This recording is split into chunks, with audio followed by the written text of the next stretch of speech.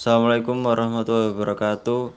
Yang terhormat Bapak Dosen Aula Akbar Ilma dan teman-teman sekalian, perkenankan kami dari kelompok 2 Sastra Kontemporer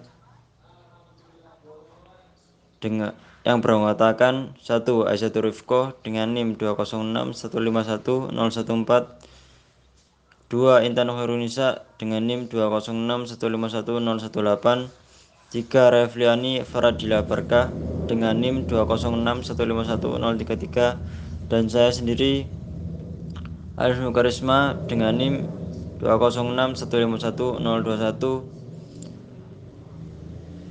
Kami akan mempresentasikan makalah yang berjudul Karya Sastra bertema internasionalisasi dan lokalitas pada angkatan 1970-an. Kemudian akan dilanjutkan dengan sesi penyampaian materi. Waktu dan tempat saya persilakan. Karya Sastra Angkatan 1970, Wak. Karya Sastra Angkatan 70 adalah nama yang diberikan kepada pengarang-pengarang yang muncul sekitar tahun 70-an. Istilah ini diperkenalkan pertama kali oleh Damien.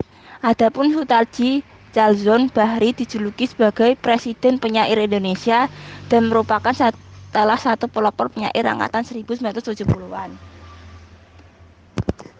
Pengertian tema karya sastra angkatan 1970. A. Tema internasionalisasi. Tema internasionalisasi adalah tema yang membawa suatu permasalahan lokal atau regional menjadi urusan dunia internasional. Tema internasionalisasi juga biasa menggunakan latar luar negeri. Tema lokalitas. Tema lokalitas adalah karya sastra yang dikemas dengan baik sehingga lokalitas ini tidak melawan universalitas karya. Mengusung tema kultural bukan berarti hanya bisa dilakukan oleh sastrawan daerah atau orang setempat, tapi oleh orang yang mampu mendalami budaya suatu daerah dengan baik meski tidak berasal dari wilayah itu. Gunakan referensial akar budaya lokal yang tajam dan mendalam agar karya bertema kultural tidak sekedar tempelan. Maka tema lokalitas akan hadir dengan sendirinya. Ciri-ciri karya sastra angkatan 1970. 1. Sastrawan lebih berani bereksperimen dalam karyanya. 2. Banyak improvisasi terhadap karya sastra yang tidak ada pada angkatan sebelumnya. 3. Beberapa sastrawan angkatan ini menganut aliran surrealis. 4. Menggunakan bahasa daerah sebagai bentuk ungkapan ekspresi. 5. Menggunakan bahasa konotasi yang kuat agar tidak terjerumus dalam politik Orde Baru. Contoh-contoh karya sastra angkatan 1970. Contoh karya sastra bertema internasionalisasi ada karya Budi Dharma yang berjudul Orang-orang Bloomington yang terbit pada tahun 1980 dan novel Olenka yang terbit pada tahun 1983. Selanjutnya ada contoh karya sastra yang bertema lokalitas. Yang pertama ada Telegram yang terbit pada tahun 1972 karya Putu Wijaya. Kemudian ada Pabrik karya Putu Wijaya. Selanjutnya ada Pengakuan Pariem karya Linus Suryadi dan novel Pasar karya Kunto Wijoyo. Sinopsis novel Telegram karya Putu Wijaya. Novel Telegram menceritakan tentang dunia khayal tokoh, yaitu aku, seorang wartawan sebuah majalah ibu kota. Aku hidup dengan seorang anak pungutnya yang bernama Sinta. Ketika sedang duduk di sebuah restoran, aku menghayalkan dirinya sedang berpacaran dengan seorang gadis yang bernama Rosa. Rosa hanya hidup dalam khayalan aku. Dalam khayalannya itu, aku telah berpacaran dengan Rosa sebanyak 3.000 kali. Pertemuan aku dengan pacarnya itu tetap berakhir dengan persepakatan bahwa mereka tidak akan menikah karena menikah itu merupakan penjara dalam bentuk lain. Kehidupan harus dibagi dengan tanggung jawab terhadap suami atau istri. Oleh sebab itu, mereka tidak akan pernah menikah. Anak angkat aku, Sinta, datang dengan membawa telegram yang baru diterimanya. Telegram itu datang dari Bali. Sebelum telegram itu dibuka, aku telah menduga bahwa isinya adalah malapetaka. Ketika telegram dibuka, aku membaca, "Ibu meninggal, cepat pulang, titik." Akan tetapi, akhirnya aku sadar dan membaca, "Ibu sakit keras, cepat pulang, titik." Malam itu juga aku berjalan di dalam hujan lebat dengan temannya sambil bertelanjang bulat berkejar-kejaran dengan anak-anak kecil, mendorong mobil yang mogok di jalan, dan sebagainya. Akan tetapi, ternyata malam itu hanyalah sebuah mimpi. Dalam menyiapkan dirinya yang hendak pulang ke Bali, aku dirongrong oleh Ibu Sinta yang sebenarnya, yang hendak mengambil Sinta kembali. Aku juga dirongrong oleh sakit lamanya, yaitu penyakit perasaan hendak pergi ke tempat wanita tunasusila. Penyakit ini terjadi setelah aku pergi ke tempat Nurma, seorang wanita tunasusila. Kemudian aku dirongrong pula oleh beberapa tugas kewartawanan yang belum selesai. Akan tetapi akhirnya aku siap juga hendak berangkat ke Bali. Sebelum berangkat ke Bali, aku menerima telegram kedua yang isinya ibu telah meninggal.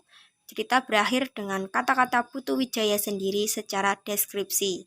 Satu, ketika orang akan bikin telegram untuk kami, sementara orang lain masih harus melanjutkan hidup. Telegram lain akan tiba juga untuknya. Lalu ada yang lain hidup. Faktor munculnya karya sastra angkatan 1970.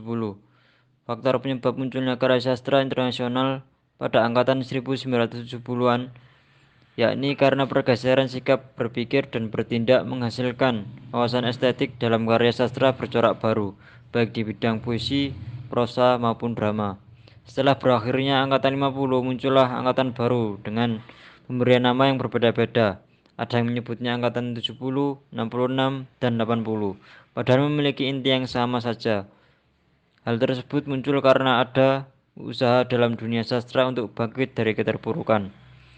Sastrawan di angkatan ini lebih berani untuk melakukan eksperimen dan terobosan dalam berkarya.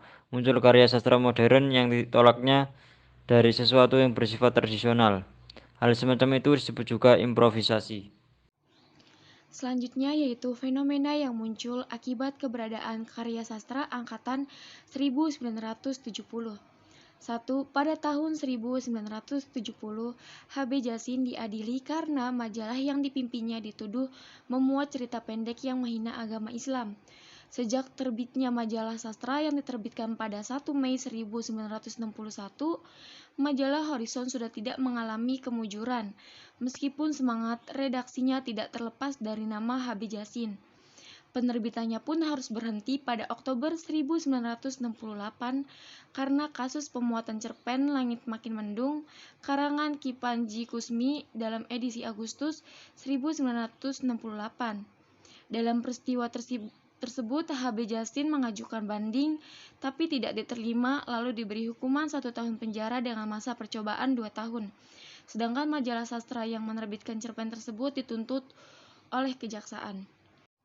Yang kedua yaitu tahun 1973, Sutarji Kalzoum Bahri mengumumkan kredo puisinya.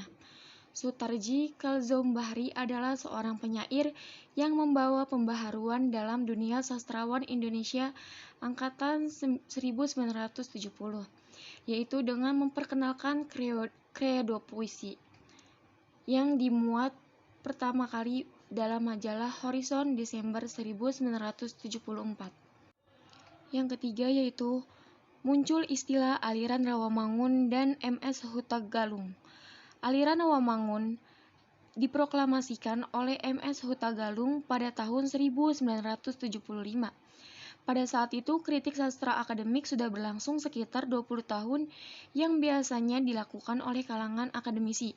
Misalnya, sarjana sastra, ahli sastra, atau para calon sarjana sastra. Kritik sastra Rawamangun ini keilmiahannya tampak dalam sistematika dan penggunaan metode yang ilmiah. Pada umumnya mereka berlandaskan pada teori-teori kritik sastra para ahli sastra yang berhubungan dan mengutamakan karya sastranya sendiri sebagai objek penelitian. Yang keempat yaitu pada tahun 1975 diselenggarakan diskusi besar cerita pendek Indonesia yang diadakan di Bandung. Yang kelima, tahun 1977 muncul istilah Angkatan 70 yang dilontarkan oleh Damien Toda dalam kertas kerjanya yaitu Peta-peta Perpuisian Indonesia 1970-an dalam sketsa yang diajukan dalam diskusi sastra memperingati ulang tahun kelima majalah Tifa Sastra di Fakultas Sastra Universitas Indonesia 25 Mei 1977. Yang keenam yaitu Angkatan 70 yang dikenal pembawa pembaharuan ditandai dengan novel-novel Iwan Simatupang yang jelas mempunyai wawasan estetika novel tersendiri. Lalu teaternya Rendra serta puisinya yaitu Khotbah dan Nyanyian Angsa. Juga perpuisian Sutarji Kalzaum Bahri dan cerpen-cerpen dari Denarto seperti Godlop, Rintik, dan sebagainya. Demikian presentasi dari kelompok 2. Saya selaku moderator, mohon maaf apabila ada kesalahan atau kekurangan. Sekian, wassalamualaikum warahmatullahi wabarakatuh.